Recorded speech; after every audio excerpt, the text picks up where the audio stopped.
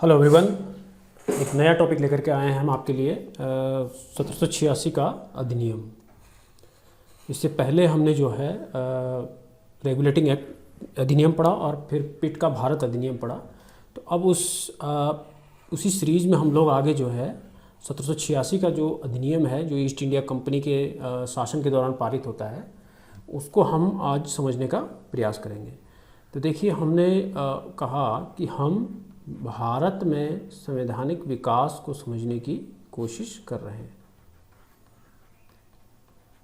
वही संवैधानिक विकास जो 1773 में रेगुलेटिंग अधिनियम के साथ शुरू होता है और 1950 में भारत के संविधान बनने के साथ पूरा होता है। इसमें 1773 से लेकर के 1946 तक ईस्ट कंपनी और ब्रिटेन का शासन है भारत पर, और उसके बाद 46 से लेकर 50 तक जो है भारत के नेताओं द्वारा उसका विकास होता है। तो उसी क्रम में अब हम जो है 1786 का अधिनियम पढ़ रहे हैं। हम ये समझने की कोशिश कर रहे हैं कि कंपनी के शासन के दौरान और ब्रिटिश संसद द्वारा पारित किए गए अधिनियमों का भारत के संविधान पर क्या प्रभाव पड़ा।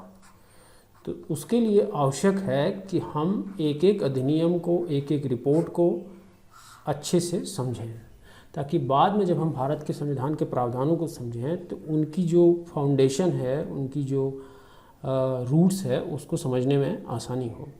तो हम 1786 के अधिनियम को समझते हैं।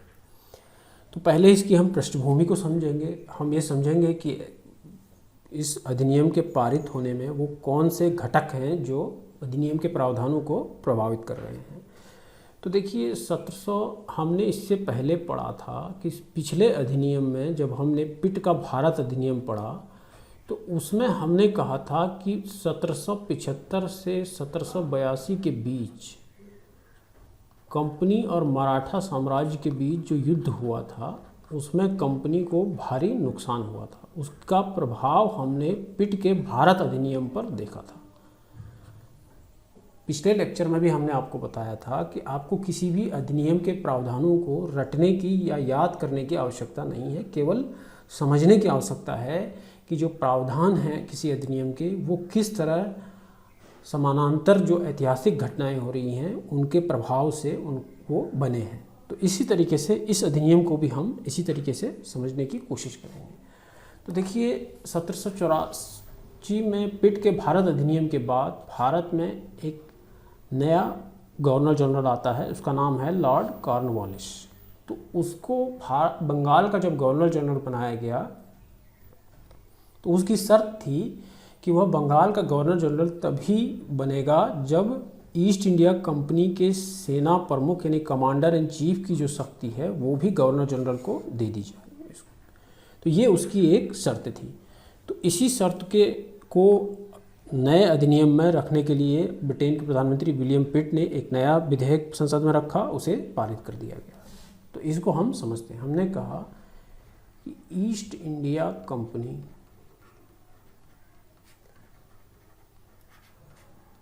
ये शुरू में केवल व्यापारिक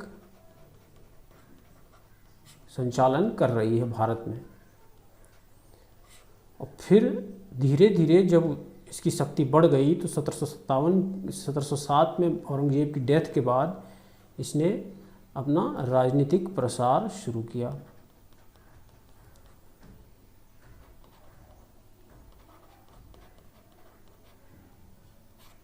तब तक केवल व्यापारिक संचालन करी। 1707 के बाद इसने साम्राज्यवादी राजनीतिक प्रसार शुरू किया, और फिर धीरे धीरे 1773 के बाद उसने सामान्य प्रशासन के ऊपर भी अपना हस्तक्षेप करना शुरू कर दिया। इसी क्रम में अब जो है यह शक्ति का केंद्रीकरण कर रही है।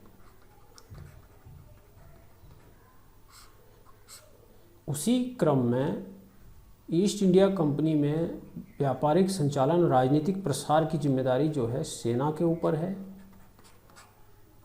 और सामान्य प्रशासन की जिम्मेदारी जो है गवर्नर जनरल के अंडर काम कर रहे प्रशासनिक विभाग के ऊपर है।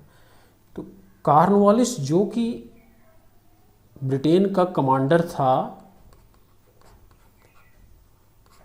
अमेरिका में, आपको पता है कि अमेरिका में भी ब्रिटेन का शासन था।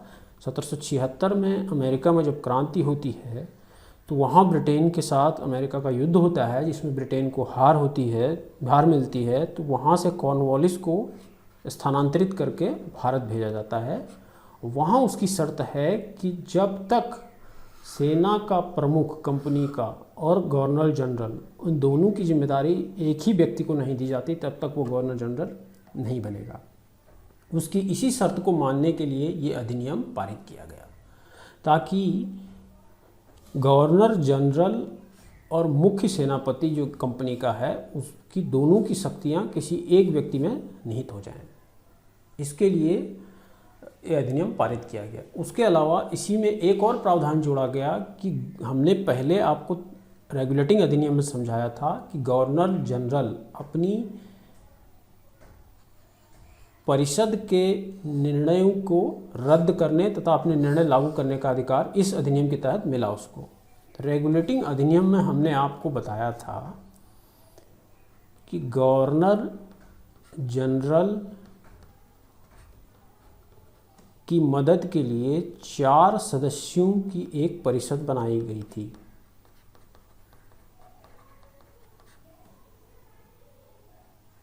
जिसको पिट के अधिनियम से घटाकर 3 सदस्य कर दिया गया, जो किसी भी मामले पर निर्णय लेने के लिए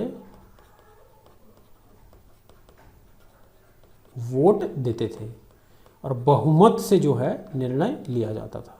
हमने आपको बताया था कि पहला गवर्नर जनरल रेगुलेटिंग एक्ट के तहत वारेन हेस्टिंग्स बना था, तो उसमें ये प्रावधान किया गया था। अब निर्णय जो है बहुमत से लिए जाते थे, तो उसी को समाप्त करने के लिए इस अधिनियम के तहत कहा गया कि कुछ मुद्दों पर विशेष परिस्थितियां, जिनमें सबसे बड़ी परिस्थिति थी युद्ध की, युद्ध एवं सुरक्षा से संबंधित मुद्दों पर अब गवर्नर जनरल को परिषद के सदस्यों की बात को नकारने का अधिकार मिल गया। परिषद को नकारने का अधिकार मिल गया। अब गवर्नर जनरल युद्ध और सुरक्षा के मुद्दों पर अपनी परिषद के जो 3 सदस्य हैं उनकी बातों को मानने से इनकार कर सकता है और अपने निर्णय को लागू कर सकता था। तो ये इस अधिनियम के 2 प्रमुख प्रावधान थे। तो ये 1786 का अधिनियम था। ये कोई बहुत बड़ा अधिनियम नहीं था, इसमें केवल 2 परिवर्तन हुए थे। अभी हम जो है आगे 1793 का अधिनियम पढ़ेंगे, क्योंकि हमने पहले ही कहा कि संवैधानिक विकास जो ब्रिटिश काल में हो रहा है उसकी यात्रा को हमें समझने की कोशिश करनी है, रटना नहीं है, समझने की कोशिश करनी है। जो संस्थाएं बन रही हैं, जो संस्थाएं बिगड़ रही हैं, उसके अलावा जो नए प्रावधान आ रहे हैं, उनके विकास को, उनके क्रमिक विकास को हमें समझना है। किस तरीके से संस्थाएं बन रही हैं, किस तरीके से वो टूट रही हैं, इस क्रमिक विकास को हमें समझना है, जो अंत में 1946 में संविधान सभा के बनने और उसके बाद 1950 में स्वतंत्र भारत के संविधान बनने के साथ ये विकास पूरा होगा। तो ये जो है 1786 का अधिनियम था। इससे पहले हमने लगातार पीछे के साथ हमने कहा कि पीछे के लेक्चर को भी देखते रहिए, ताकि एक कनेक्टिविटी बनती रहे, क्योंकि हम क्रमिक विकास पढ़ते हैं तो पीछे जो कुछ हुआ है वो भी आगे आने वाले नियमों को प्रभावित करता है, और इससे ये जो है एक समझने में एक जो क्रम है वो बना रहता है, आपको रटना नहीं पड़ता है।